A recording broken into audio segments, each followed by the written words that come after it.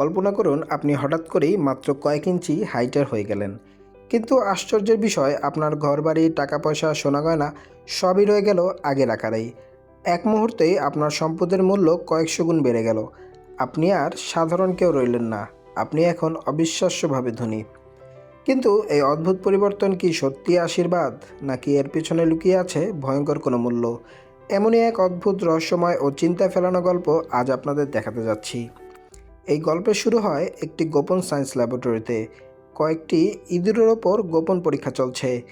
একজন বিজ্ঞানী একটি ইঁদুরের শরীরে অজানা এক ধরনের সিরাম পুশ করলেন। তারপর ইঁদুরটিকে একটি সিল করা বাক্সে ঢুকিয়ে দিলেন। কিছুক্ষণ পর বাক্সটি খোলা হয়। পরের মুহূর্তেই বিজ্ঞানীর চোখে ফুটে ওঠে বিস্ময় আর উচ্ছ্বাস, অর্থাৎ পরীক্ষাটি সফল হয়েছে। সাথে সাথেই সে ছুটে যায় সিনিয়র ডক্টর অ্যান্ডার্সের কাছে এবং সবকিছু খুলে বলে। বছরের পর বছর ধরে চলা গবেষণাটি অবশেষে অভূতপূর্বভাবে সফল হয়েছে। এই সাফল্যের পরপরই আয়োজন করা হয় এক বড় সংবাদ সম্মেলনের। জনতার সামনে দাঁড়িয়ে ডক্টর অ্যান্ডার্স তাদের গবেষণার কথা জানান এবং বিশ্বের কঠিন বাস্তবতাগুলো তুলে ধরেন। যুদ্ধ, বদলে যাওয়া আবহাওয়া আর দূষণ মিলিয়ে পৃথিবী ধীরে ধীরে মানুষের বসবাসের জন্য অনুপযোগী হয়ে উঠেছে। তিনি টেবিলের ওপর রাখা ছোট বাক্সটি সরিয়ে দেন। বাক্সটির নিচে দাঁড়িয়ে আছে একজন অস্বাভাবিকভাবে ছোট মানুষ, যার হাইট মাত্র কয়েক ইঞ্চি। হল জুড়ে নেমে আসে নিস্তব্ধতা। সেই ছোট মানুষটি নিজেই নিজের পরিচয় দেন। তিনি ডক্টর জর্জেন, এই গবেষণা প্রজেক্টের প্রধান বিজ্ঞানী। ডক্টর জর্জেন ব্যাখ্যা করেন, এই প্রজেক্টে মোট ৩২ জন মানুষ কাজ করেছেন, যাদের মধ্যে তার স্ত্রীও আছেন। সবাই নিজের ইচ্ছাতেই এই পরীক্ষায় অংশ নিয়েছিল। তারা সবাই এখন মাত্র ৫ ইঞ্চি উচ্চতার হয়ে গেছে। ডক্টর জর্জেন সবাইকে আশ্বস্ত করে বলেন, এই প্রক্রিয়াটি পুরোপুরি নিরাপদ।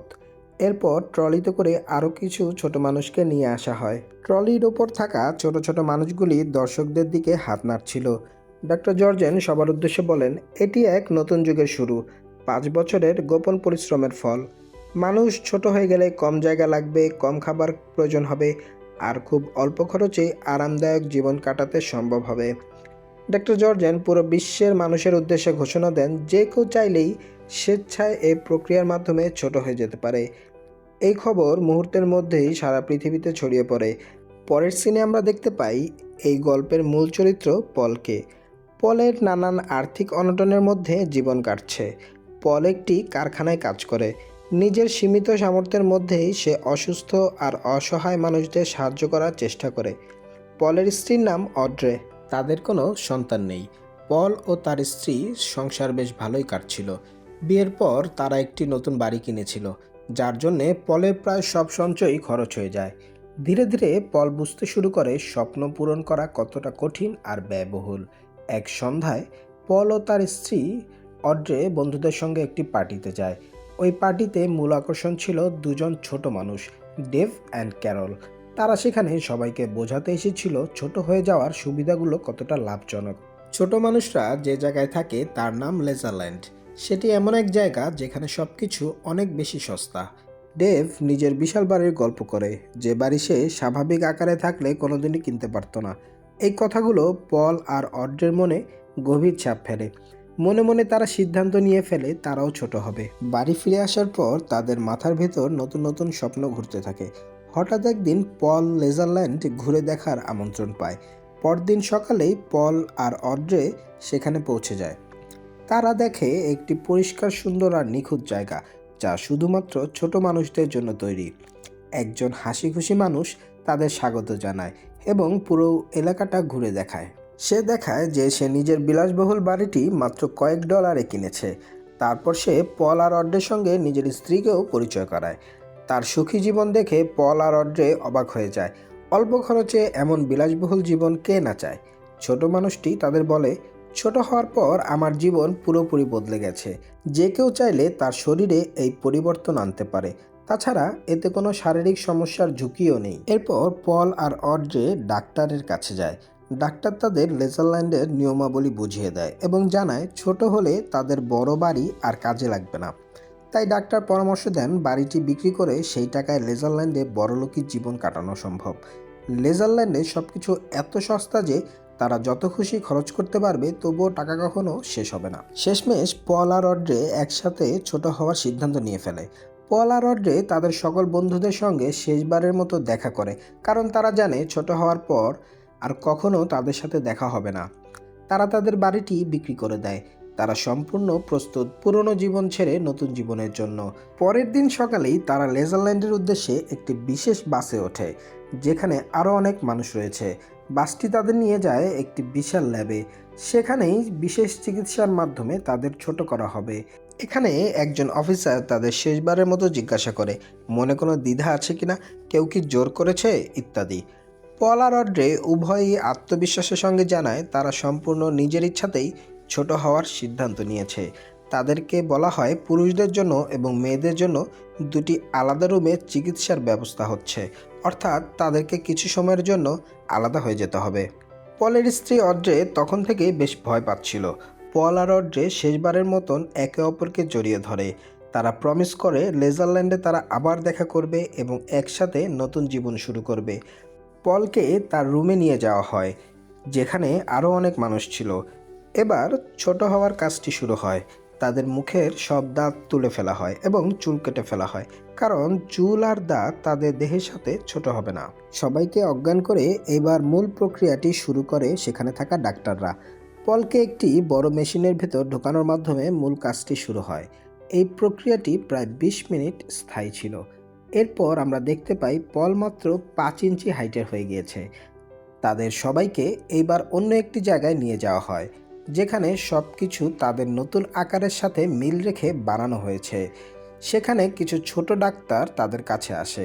তাদের তোলা দাঁতের জায়গায় ছোট কৃত্রিম দাঁত লাগিয়ে দেয় তারা। অনেক সময় পর পলে জ্ঞান ফিরে আসে। সে বর্তমানে একটি ছোট বিছানায় শুয়ে আছে। একজন নার্স ছিল সেখানে। সে নিজেও আকারে ছোট। সে পলের যত্ন নেয় এবং জানায় যে পল সম্পূর্ণ সুস্থ আছে এবং পুরো প্রক্রিয়াটি সফল হয়েছে। সে পলের জন্য একটি বড় বিস্কুট নিয়ে আসে। বিস্কিটটি পলের চোখে একটি সোফার কুশনের মতো লাগছিল। তবে পল মনে মনে কেবল তার স্ত্রী অড্রেকে খুঁজছে। ঠিক সেই মুহূর্তে তার ফোন বেজে উঠল। কলটি করেছে তার স্ত্রী অড্রে। তার স্ত্রী অড্রের কণ্ঠে ভয় ও অনুশোচনা। পল তার কথা শুনে সম্পূর্ণভাবে ভেঙে পড়ে। ছোট হওয়ার প্রক্রিয়াটি শুরু হওয়ার সময় পলের স্ত্রী খুব ভয় পেয়েছিল। চুল শেভ করার পর সে আর সহ্য করতে পারেনি। তাই তার স্ত্রী অড্রে ছোট হওয়ার প্রক্রিয়া থেকে সরে আসার সিদ্ধান্ত নেয়। কিন্তু পল এখন মাত্র 5 ইঞ্চি লম্বা।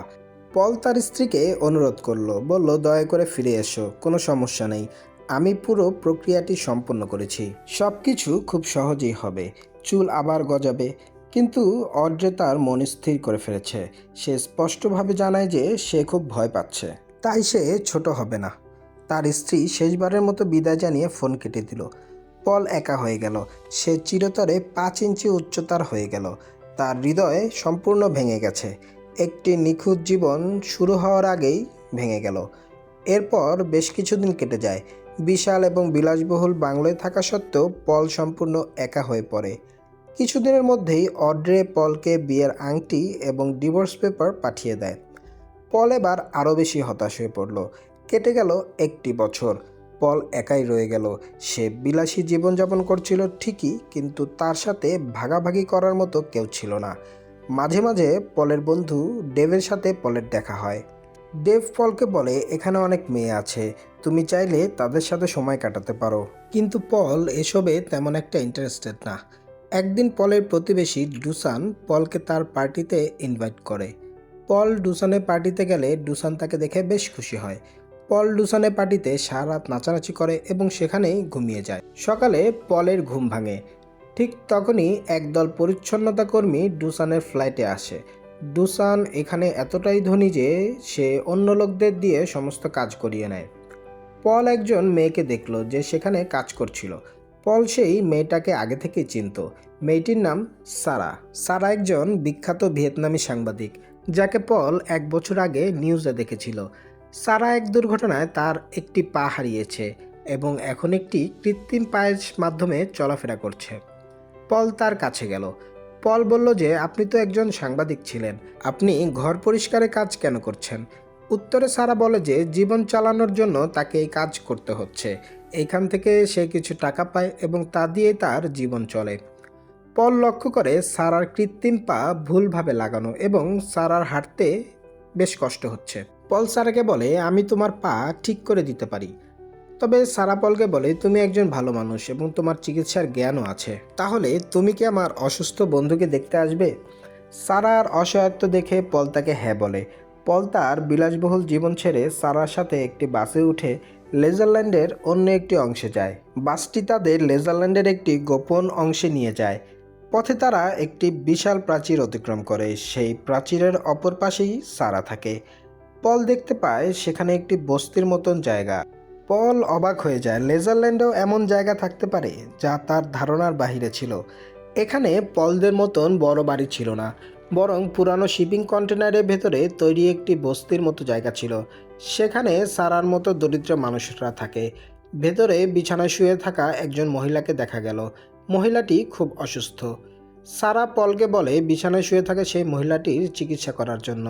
পল বলে, আমি সত্যিকারের ডাক্তার নই। কিন্তু সারা জোর দিয়ে বলল যে আপনি আমার চেয়ে বেশি জানেন। পল আর কোনো উপায় না পেয়ে সাবধানে অনেক ভেবে কিছু ওষুধ দিল। পল সেখান থেকে চলে গেল, কিন্তু সে সারাকে ভুলতে পারছিল না। কয়েকদিন পর সে আবার সারার বাড়িতে গেল। সেখানে যেয়ে পল জানতে পারে সারার বন্ধু সে মহিলাটি মারা গেছে। এতে করে পল অনেক অনুশোচনা বোধ করে। পল ভয়ে ভয়ে বলে যে হয়তো আমি তাকে অনেক বেশি ওষুধ দিয়ে ফেলেছি, তাই সে মারা গেছে। কিন্তু সারা তাকে জানায় মৃত্যুর আগে তার মুখে হাসি ছিল। পল এবার খানিকটা শান্ত হলো। এরপর পল সারার সেই কৃত্রিম পাটা ঠিক করতে শুরু করলো। যখন সে সারার কৃত্রিম পা আলগায় স্ক্রু শক্ত করে লাগাচ্ছিল, তখন সারা তার গল্প বলতে শুরু করলো। সারা বলে, ভিয়েতনামে আমি সরকারের বাঁধ প্রকল্পের বিরুদ্ধে প্রতিবাদ করেছিলাম, সেই কারণেই আমাকে জেলে পাঠানো হয়েছিল। এই সমস্ত কিছুর মধ্যেই সারা একটি দুর্ঘটনায় তার পা হারায়। পল তার কাজ করছিল। হঠাৎ পলের অসাবধানতার কারণে সারার কৃত্রিম পাটা ভেঙে গেল। সারা এবার অনেক রেগে গেল, কেননা পলের জন্যই তার অনেক বড় ক্ষতি হয়ে গেছে। সে এখন আর কাজ করতে পারবে না, খাবারও পাবে না। কিন্তু পল হাল ছাড়ল না। সে সারাকে কাঁধে তুলে নিল। পল বলল, তোমার পা ঠিক না হওয়া পর্যন্ত আমি তোমার সাথে থাকবো, তোমার সব কাজ করে দেব। পল নেদারল্যান্ডে ধনী ব্যক্তিদের ঘর পরিষ্কার করতে শুরু করলো। পল এসব কাজে অভ্যস্ত ছিল না, কিন্তু কাউকে সাহায্য করতে পেরে তার বেশ ভালো লাগছিল। সে আবার তার জীবনের অর্থ খুঁজে পেয়েছে। পল বেশ কয়েকদিন সারার সাথেই ছিল। এই সময় সে সারার একটি দিক দেখে বেশ অবাক হয়। সারা তার দারিদ্রতা সত্ত্বেও অন্যান্য বৃদ্ধ এবং অসুস্থ মানুষদের সাহায্য করছে। এই ব্যাপারটা পলকে সারার প্রতি আরও বেশি আকর্ষিত করে। একদিন যখন তারা দুজনেই একসাথে ডুসানের ফ্ল্যাট পরিষ্কার করছিল, ডুসান পলের দিকে তাকিয়ে হেসে ওঠে। সে মজা করে বলে, আগে এখানে প্রাসাদের মালিক ছিলে, এখন পরিচ্ছন্নতা কর্মী হয়ে গেলে নাকি? ডুসান জানতে চাইল পল কেন এসব কাজ করছে। পল শুধু বলল যে এটা একটা লম্বা কাহিনী, আমি অন্য কোনো সময় বলবো। তবে ডুসান বুঝতে পারে যে পল আসলে সারার প্রেমে পড়েছে। এর মধ্যে ডুসান নরওয়েতে একটি গোপন মিশনের অফার পেয়েছে, যেখানে গেলে তাকে বেশ মোটা অঙ্কের টাকা দেওয়া হবে। ডুসান পলকে তার সাথে নরওয়েতে যেতে বলল। পলও রাজি হয়ে যায়। অপরদিকে সারা যখন জানতে পারে পল এবং ডুসান নরওয়েতে যাচ্ছে, সেও তাদের সাথে যেতে চায়, কারণ নরওয়েতে যাওয়া সারার দীর্ঘদিনের স্বপ্ন। অবশেষে পল, সারা, ডুসান এবং তার সঙ্গী একটি বিশেষ জাহাজে করে সমুদ্রের ওপারে দীর্ঘ যাত্রা শুরু করে। এই যাত্রার সময় পল ডাউনসাইজিং প্রজেক্টের মূল উদ্ভাবক ডক্টর জর্জেন এবং তার স্ত্রী অ্যানির সাথে দেখা করে। তারাও সেই মিশনে যাচ্ছিল। ডক্টর জর্জেন পলকে একটি ভয়ানক সত্য বলেন। সে জানায় গলন্ত হিমবাহের ভেতর থেকে প্রচুর মিথেন গ্যাস বের হচ্ছে এবং যদি এটি চলতে থাকে তবে পুরো পৃথিবী ধ্বংস হয়ে যাবে। এটা রোধ করার জন্য আমি মানুষকে ছোট করতে চেয়েছিলাম। যদি এই হিমবাহ গলে না যেত তাহলে আমাদের এসব করতে হতো না, কিন্তু আমাদের হাতে আর কোনো অপশন নাই। এদিকে সবাই ছোট হতে প্রস্তুত, তা এমনকি এই হিমবাহ গলা থামানোর কোনো উপায়ও নেই। এসব কথা শুনে পল বুঝতে পারে তারা যেই কাজে যাচ্ছে তা মোটেও কোনো সহজ কাজ নয়। সে সারার সাথে এই বিষয়ে কথা বলে। সারা বলে, পৃথিবী কি আসলেই শেষ হয়ে যাবে? সেই রাতে এই ভারী সত্য তাদের আরও কাছে এনেছিল। পল এবং সারা একে অপরের প্রতি আরও ঘনিষ্ঠ হয়ে ওঠে। তারা একসাথে একটি সুন্দর মুহূর্ত কাটায়। দীর্ঘ ভ্রমণের পর তাদের দলটি নরওয়েতে পৌঁছায়। সেখানে তারা প্রকৃতির সাথে সম্পূর্ণ শান্তিতে বসবাসকারী ছোট ছোট মানুষের একটি সুন্দর সম্প্রদায় দেখতে পায়। এখানে লেজারল্যান্ডের মতো কোনো দেয়াল বা পৃথক জীবন ব্যবস্থা নেই। সেখানকার লোকেরা ডক্টর জর্জেন এবং তার স্ত্রীকে দেখে খুব খুশি হয়। সম্প্রদায়ের একজন মহিলা সবাইকে তাদের জায়গাটা ঘোরাতে নিয়ে যায়। তারা একটি বড় পাহাড়ের ভেতরে নির্মিত একটি বিশাল সুড়ঙ্গ যায়। মহিলাটি জানায় যে এটাই তাদের বেঁচে থাকার শেষ আশা। মাটি থেকে অনেক নিচে একটি বিশাল ভূগর্ভস্থ বাংকার তৈরি করা হয়েছে। ভেতরে এমন একটা জায়গা তৈরি করা হয়েছে যেখানে কখনোই খাবার ও পানির অভাব হবে না। কিছু নির্বাচিত মানুষ ৮,০০০ বছর ধরে মাটির নিচে বাস করতে পারবে, যতক্ষণ না উপরের পৃথিবী আবার বসবাসের উপযোগী হয়। তারা খাদ্য, পানি এবং প্রয়োজনীয় জিনিসপত্র মজুত করে রেখেছে। তারা মানবজাতিকে বিলুপ্ত হতে দেবে না, তাই তাদের এই প্রচেষ্টা। এইসব শুনে পলের মধ্যে এক নতুন আবেগ জেগে ওঠে। সে আনন্দের সাথে সারাকে বলে, আমি বাংকারে যাওয়ার সিদ্ধান্ত নিয়েছি।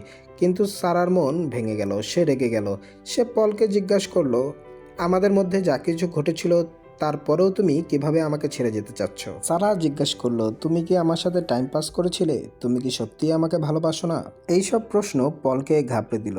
সে বুঝতে পারছিল না তার এখন কি করা উচিত। সে তার জীবনের সার্থকতা খুঁজে পাচ্ছিল না। তাই পল সরাসরি কোনো উত্তর দিতে পারল না। কিন্তু পল তার কথায় অনড় রইল। তাকে ভেতরে যেতেই হবে। সে মনে করছিল এটাই তার জীবনের আসল উদ্দেশ্য। পলের এই কথাগুলো সারাকে ভেঙে দিল। সে কাঁদতে শুরু করলো। পল ডুসানকেও তার সিদ্ধান্তের কথা জানালো। ডুসান তাকে বলল, উপরে থেকেও তুমি মানুষকে সাহায্য করতে পারো। কিন্তু পল তার মন স্থির করে ফেলেছিল। যখন বাংকারে যাওয়ার সময় হলো, সবাই একই সাথে সূর্যাস্ত দেখতে গেল, কারণ তারা জানতো আর কোনো দিন তারা সূর্যাস্ত দেখতে পারবে না। পল সকলকে বিদায় জানালো। তার এবং সারার চোখ একে অপরকে হারাতে চাচ্ছিল না। একটিও কথা না বলে সারা তাকে চোখের মাধ্যমে থামতে বলছিল। কিন্তু পল পিছনে ফিরে তাকালো না এবং অন্ধকার সুড়ঙ্গের ভেতরে চলে গেল। ভিতরে অন্ধকার ছিল এবং তাদের সারা রাত হাঁটতে হবে। পথটা অনেক লম্বা। পল লাইনের একেবারে শেষ প্রান্তে হাঁটছিল। প্রতিটা পদক্ষেপ এগিয়ে যাওয়ার সাথে সাথে পলের মন দুর্বল হয়ে পড়ছিল। সে সারা, ডুসান এবং তাদের সাথে কাটানো সময়ের কথা মনে করছিল। সে বুঝতে পারে যে কেবল বেঁচে থাকার নাম জীবন নয়। যদি তার নিজের মানুষগুলোই বেঁচে না থাকে, তবে বেঁচে থেকে সে কী করবে? বাহিরে সারা এবং ডুসান সুড়ঙ্গের প্রবেশপথে দাঁড়িয়েছিল, এই আশায় যে পল হয়তো ফিরে আসবে। তারপর দেখা গেল পল অন্ধকার থেকে বেরিয়ে আসছে। সে তার সিদ্ধান্ত পরিবর্তন করেছে। পল সরাসরি সারার কাছে গেল। তার চোখের দিকে তাকিয়ে সে বলল, আমিও তোমাকে ভালোবাসি। এরপর তারা একসাথে নতুন জীবন শুরু করে। পল এখন অপ্রয়োজনীয় বিলাসবহুল জীবন ছেড়ে সাধারণ মানুষের সাহায্যে তার জীবন কাটানোর সিদ্ধান্ত নিয়েছে। আর এখানেই মুভিটি শেষ হয়।